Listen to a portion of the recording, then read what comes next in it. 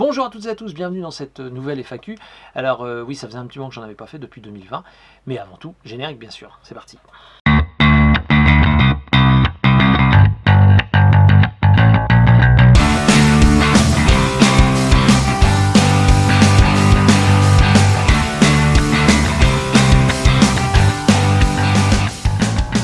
Donc on se retrouve pour vos questions, je vais les prendre les unes derrière les autres.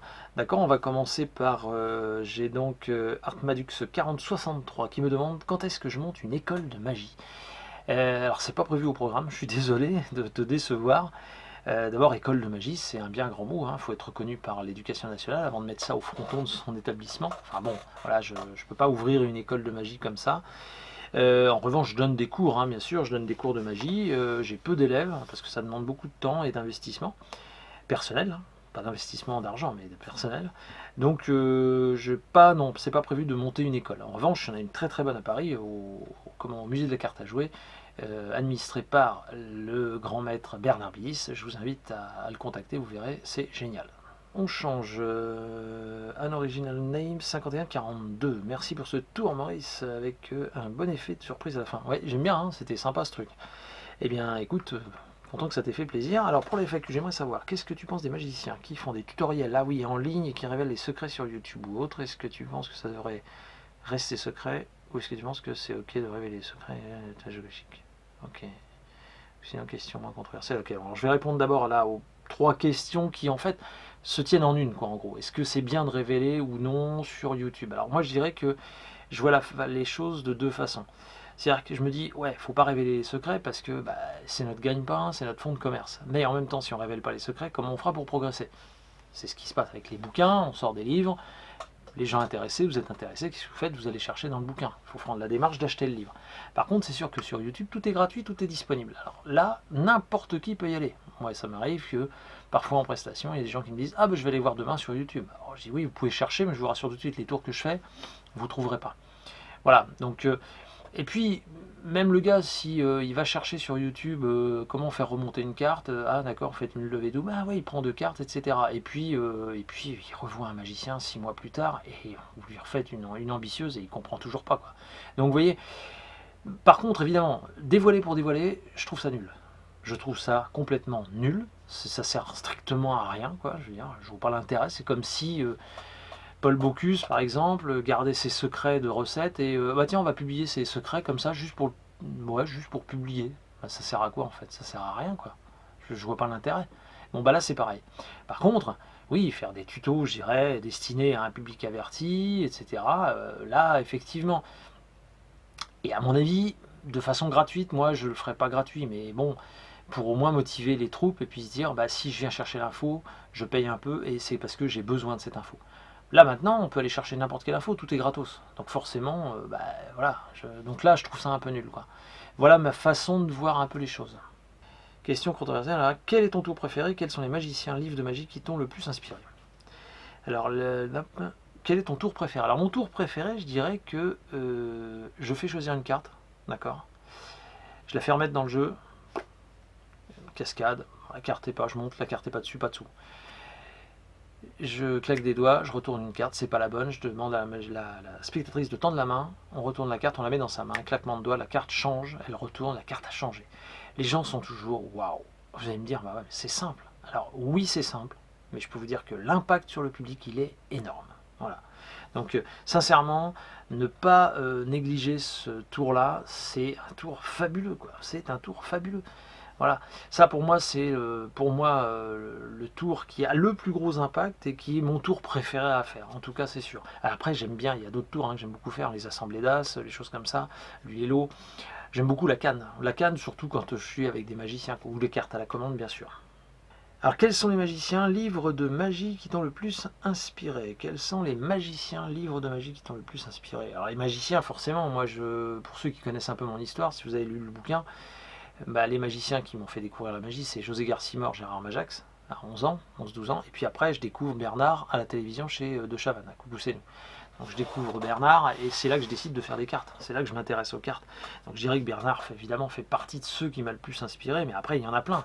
Il y a Tamaris, il y a Vernon, les écrits de Vernon, de Marlowe, de Jennings, enfin de tous les grands, quoi, Ascanio, voilà, et puis après, bah, les plus contemporains, quoi, les gens comme Vaquera, comme Diobi, comme... Enfin bon, vous voyez, on va piocher un peu partout, enfin on lit beaucoup de choses, et puis petit à petit, ben, on se construit, voilà, on grandit dans la magie, et puis on devient ce que l'on est, bon, ce qu'on essaye d'être en tout cas, ce que j'essaye de faire moi. Voilà. Et puis les livres, il y a des livres de théorie, comme par exemple Le Chemin Magique de Juan, ou encore L'Arc-en-Ciel Magique. Je vous invite vraiment à le lire, très très intéressant. Et puis d'autres livres, bon, vous avez vu, hein, je sors souvent Focus, parce que c'est vrai que c'est une mine d'or. Mais évidemment, je suis obligé de faire une vidéo toutes les semaines, donc voilà, je vais piocher un peu partout. Mais des livres qui m'ont inspiré, j'ai beaucoup aimé L'Art du Close-Up d'Earl Nelson, très très bon bouquin. Voilà, je vous le conseille, vraiment un très très bon livre. Euh, Altitude hein, de Stéphane Chenevière, voilà, ça c'est un livre que j'aime beaucoup. Le Passeur d'illusions avec le DVD qui est vraiment génial, c'est un super bouquin. Mais il y en a tellement. Olivier 24, alors, chapeau, j'ai rien capté. Bah, c'est pas grave du moment que t'es passé un bon moment. Tac, tac, tac. Alors pour la FAQ, je voulais savoir, je pense passer prochainement vers la Dordogne pour ton spectacle, faire un tour chez QSG pour dédicacer une... oui, bien sûr. Non, non, mais c'est... Alors oui, oui, bien sûr, oui. Alors je dois descendre en Dordogne.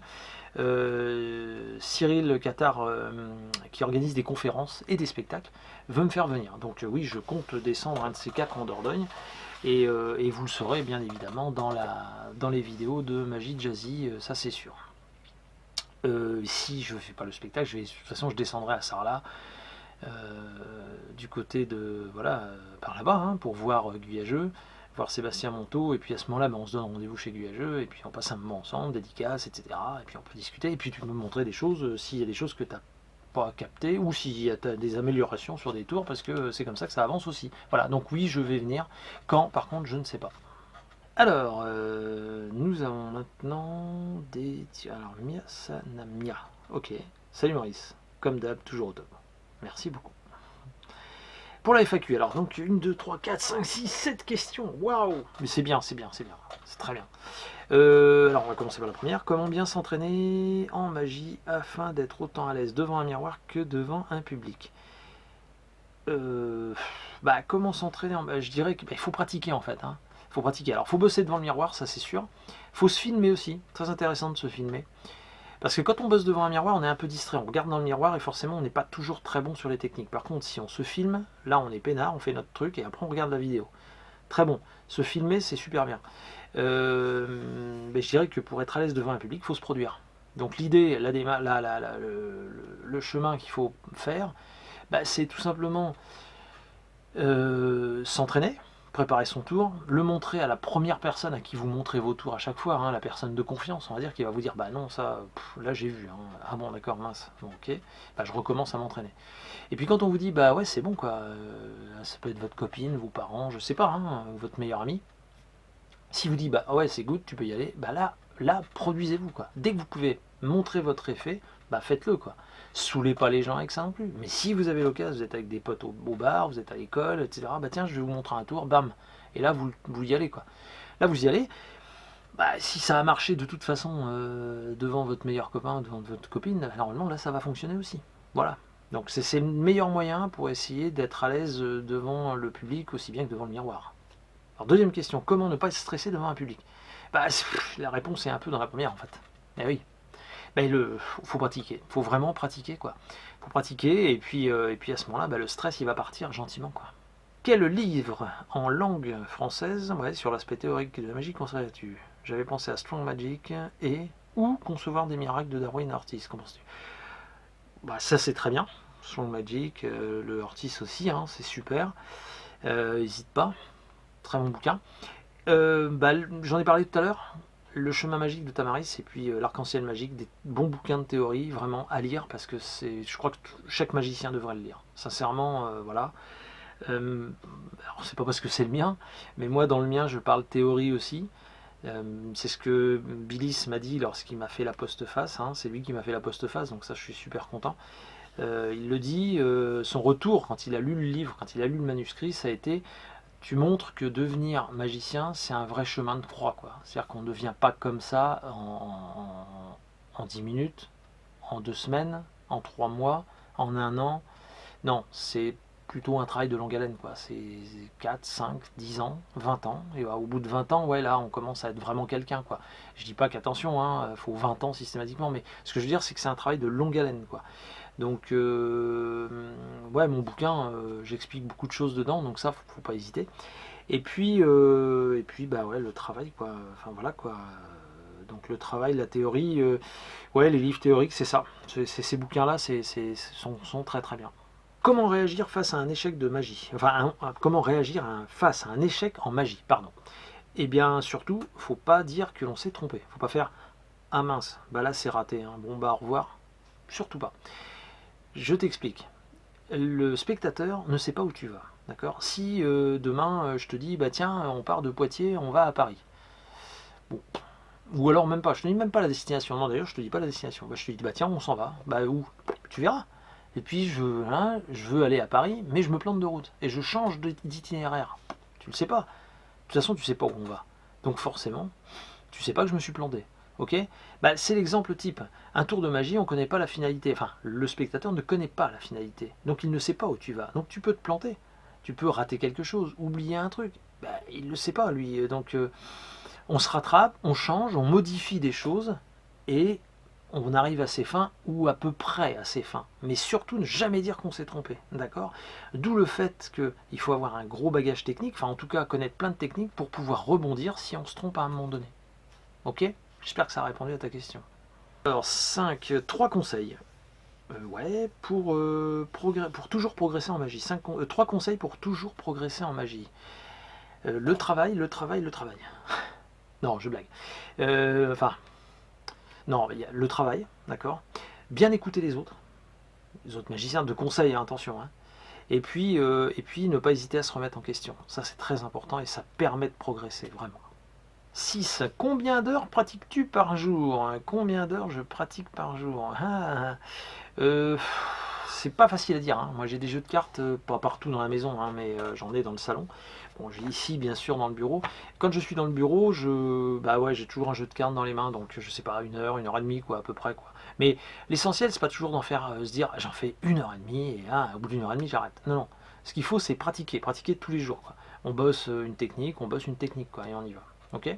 Voilà. Alors, le magicien qui t'a le plus impressionné en vrai. Il y en a plein en fait. Hein. Il y en a plein, puis plein de magiciens que je respecte. Alors, l'année dernière, alors déjà j'étais super content de voir Bannon par exemple, là il y a peu de temps qu'on l'a eu en conférence à Poitiers, donc sacré bonhomme, une magie que j'adore, enfin vous l'avez vu, voilà. Bliss l'année dernière, j'ai partagé la scène avec lui, donc forcément là c'était quelque chose pour moi d'incroyable. En plus il m'a inspiré quand j'avais 15 ans. Donc ouais, Bernard. Et puis surtout c'est qu'on a passé 4 jours ensemble et on avait préparé un numéro à 4 mains, etc. Donc c'était vraiment génial. Et dans la loge, il me montrait des tours, quoi. Mais il me montrait des tours et il en a sous la pédale, quoi. Je veux dire, c'est énorme, quoi. C'est juste énorme. Donc ça, ouais, lui, il m'a vraiment impressionné. Bernard m'a vraiment impressionné. On est amis maintenant, c'est génial, quoi. Il adore ma petite famille, les filles, tout ça. Enfin bon, voilà. Et c'est vraiment, ouais, il m'a beaucoup impressionné. Après, il y en a plein d'autres. Hein. Juan Tamaris, quand je l'ai découvert, je l'ai vu à Angers, en vrai, je veux dire, j'ai halluciné quand je l'ai rencontré. C'était top, quoi. Lucas Pers, c'est quelqu'un que j'aime beaucoup aussi. Enfin, vous voyez, c'est des magiciens que j'estime énormément. Mais c'est vrai que ouais, c'était impressionnant. Je dirais qu'au niveau impressionnant, c'était vraiment ça. Ouais. C'était très fort de se produire en même temps que Bernard à côté de soi, sur cette table-là d'ailleurs. Donc ça, c'était quand même vachement chouette. Voilà, j'espère avoir répondu à toutes tes questions. Alors, j'ai pas répondu à toutes tes questions parce que tu en as refait une salve, alors ben on y va. Tu préfères la routine de triche ou de magie? Et d'après toi, lequel ont le plus d'impact sur le public? Alors en fait, on vit une époque où les gens n'ont plus trop envie de rêver. C'est un peu compliqué. Alors, on arrive à les faire rêver encore. Hein. Quand on leur dit, là, je vais vous faire un tour de magie, enfin bon, faut qu'il y ait une histoire, faut qu'il y ait tout ça derrière. Ça, je vous l'ai dit, vous me connaissez, j'aime beaucoup ça. Mais c'est vrai que les gens maintenant sont plus enclins à dire ouais mais bon il y a un truc hein. Alors c'est vrai que si je leur dis je vais vous faire de la triche et là waouh mais ils comprennent pas, ils voient pas donc ils savent pas quoi en fait, ils se disent mais et c'est pas de la triche, c'est de la magie en fait.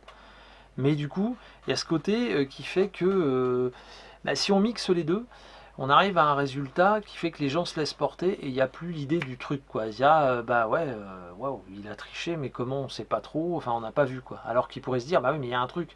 Mais non, en fait, il y a ce côté un peu mystique, un peu sulfureux de tricheur qui fait que, bah voilà, ils ont l'impression que c'est de la magie au final, quoi. Donc voilà, alors après les routines de triche, les routines de magie, moi souvent de fois j'essaye de mixer un peu les deux, je suis toujours un peu borderline, donc j'aime bien les deux, voilà. Quelle est la routine qui a un fort impact sur le public et que tu fais à chaque fois?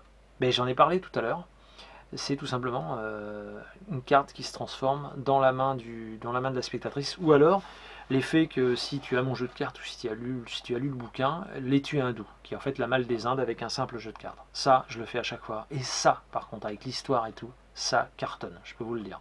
Et c'est comme ça que d'ailleurs je débute ma conférence. J'explique, c'est le premier tour que j'explique dans ma conf. Voilà. Pourquoi? Parce qu'il a cet impact-là sur le public. Il a cet impact qui est hyper, hyper, hyper fort. T'arrives-tu de faire des tours automatiques? Oui, bien sûr. Bien sûr, oui, tout à fait. Bien sûr que ça m'arrive de faire des tours automatiques. Complètement. Parce que, comme on dit, hein, le spectateur paye pour ce qu'il voit, pas pour ce qu'il ne voit pas. C'est pas de moi, c'est Aldo Colombini. Mais ouais, bien sûr, il y a des fois, je fais des tours complètement automatiques et les gens sont totalement bluffés. Quelle est la plus longue session que tu aies fait en improvisation avec un jeu de cartes? Je sais pas. Ça m'est arrivé de faire 1 heure, hein. Ah ouais, 1 heure, ouais, sans problème. Mm. Une bonne routine à nous conseiller pour commencer une session de magie. Une bonne routine à vous conseiller pour commencer une session de magie. L'étui hindou, on plante le décor, on raconte une histoire, c'est génial, quoi. Ouais, moi j'aime bien ça. Pour commencer, franchement, c'est top, quoi. La technique qui t'a demandé le plus de travail. La technique qui m'a demandé le plus de travail. Ouais, le pharo sur table, peut-être. Ouais. Le saut de coupe pour que ça soit super propre, quoi. Voilà, mais ça, c'est. Voilà. Ouais. Le saut de coupe, j'irais, parce qu'il faut vraiment le bosser comme un dingue, hein, donc voilà. Quelles sont tes cartes préférées? Les miennes. Patrick qui m'a contacté lui par WhatsApp, mais c'est très bien Patrick, il n'y a pas de problème, avec grand plaisir. Tac tac tac, alors une petite fois aux questions, bah oui, oui, oui, oui, oui. Alors, quels sont les contrôles de cartes uniques ou multiples préférés? Référence pour les personnes intéressées, j'ai mon idée, cela se vérifiera. Ouais, le saut de coupe, hein, j'aime bien. Saut de coupe, enlevage latéral. J'aime bien contrôler aussi avec une clé. Voilà, je pense que ça a dû répondre à tes questions. Tournée de conférence suite à la sortie du livre envisagée dans les clubs de magie en France. Tournée de conférence, alors non, c'est pas prévu. J'ai fait Blois, j'ai été très bien reçu par les magiciens et puis évidemment Poitiers, le camp qui m'a fait faire ma conférence lors de la sortie du livre le 6 juin. Ça c'était génial, un grand moment. Et puis je serai l'année prochaine à Fayologe avec ma conf. Mais non, j'ai pas de tournée de conférence de prévu pour le moment. Voilà. Comment je choisis mes tours de close-up? Alors, en fait, alors moi je suis assez free, hein, c'est-à-dire que j'arrive à une table, des fois je dis aux gens, je sais pas ce que je vais vous faire. Alors les gens ça les fait marrer parce qu'ils disent ouais bien sûr. Et en fait ce qu'ils savent pas c'est que c'est vrai. C'est voilà, je suis pas comme certains close-up man, ils sont là, ils ont leur petit truc, leur petit programme. Bon alors là je vais faire ça, je vais faire ça, je vais faire ça, puis après je vais faire ça, je vais faire ça, je vais faire ça, puis après je ferai ça, ça et ça. Moi, pas du tout. C'est-à-dire que moi, j'arrive, je pars un jeu de cartes dans une poche, un marqueur, voilà, 3 cartes pour faire un bonto, 4 pièces, et puis et ça roule, quoi. Feras-tu Shinkansen de Max Meven, hein, ouais, sur ta chaîne? Je l'ai pas trouvé, exact. Bah, je sais pas, faut que je vois ça, ouais. Faut que je vois ça, ouais. Ouais. Voilà. Et puis enfin, dernière question, Raf Magic. Eh bien écoute, pour la FAQ, à quand une tournée de conférences? Pas forcément lors d'un congrès, hein. Mort de rire. Eh oui, d'accord. Bon, j'ai pas voulu en parler avant, mais bon, bah, c'est pas grave, on va en parler dans ces cas-là. Donc, bah, pas de tournée de conférence pour le moment, en tout cas. Je ne boude pas les magiciens, mais oui, j'étais programmé normalement sur le congrès de la Grande Motte. Ça a duré pendant 6 mois, et puis au final, en fait, on m'a tenu le bec dans l'eau, et je n'ai pas été programmé. Bon, bref. J'en parle plus, mais une chose est sûre, je ne tourne pas le dos au monde de la magie, il n'y a pas de problème. Par contre, j'irai voir voilà, ceux qui ont envie de me voir. Et ceux qui n'ont pas envie de me voir, bah j'irai pas les voir, c'est tout, basta.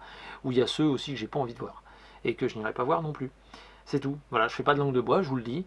Mais pour l'instant, pas de tournée de conférence de prévu. On va voir avec Franz si on essaie d'en organiser une, mais l'idée, ça aurait été logique que je sois au congrès cette année, quoi. Bon, voilà, ça s'est pas fait, ça s'est pas fait. Donc on verra pour les années à venir. Maintenant, est-ce que je prévois une tournée de conférence? Pour l'instant, c'est pas dans les tuyaux. Mais je vous le dirai, de toute façon, ça, vous serez tenu au courant. Et bien voilà pour cette FAQ, j'espère avoir oublié personne. En tout cas, n'hésitez pas à me le dire dans les commentaires. Et c'était un plaisir de répondre à vos questions. Et puis, on verra en fait ce qu'on fera, c'est que je pense, au lieu de faire une FAQ comme ça tous les 3 ans, on va dire, peut-être que si vous me posez des questions dans les commentaires des vidéos, j'essaierai d'y répondre dans la vidéo d'après. Je sais pas, dites-moi ce que vous en pensez dans les commentaires. Bon, voilà. En attendant, écoutez, je vous souhaite à toutes et à tous un très bon dimanche. Et puis évidemment, rendez-vous samedi prochain pour Magie de Jazzy. Allez, ciao.